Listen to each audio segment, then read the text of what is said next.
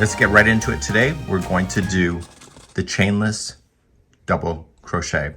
So in crochet, you normally have these gaps. That is absolutely normal when you chain 3 and then you start double crocheting the next, but you can close that in by using a chainless double crochet. Here we go. You need to pull up a loop that looks like the length of the post of a double crochet. Using your finger, you are going to wrap it and you're going to bring towards you and around the back. This yarn here has to come down the front of the hook, and I'm still pinching. I'm now going to stick my hook into the first stitch where that is coming out of, and then I'm going to pull through, and I'm still pinching. If you don't pinch, it'll unravel, and then you're going to pull through 2 and then pull through 2. That is a chainless double crochet.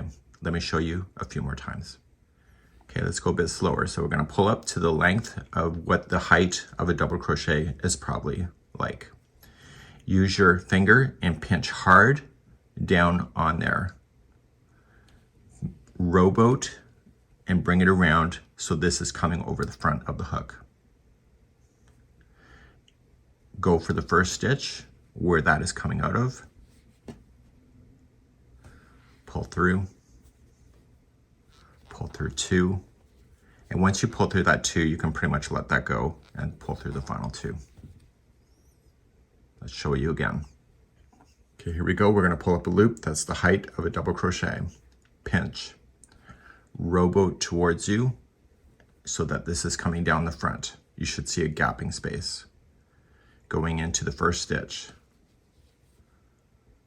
pull through. Noticing I'm still pinching, yarn over, pull through the 2, and then pull through the final 2.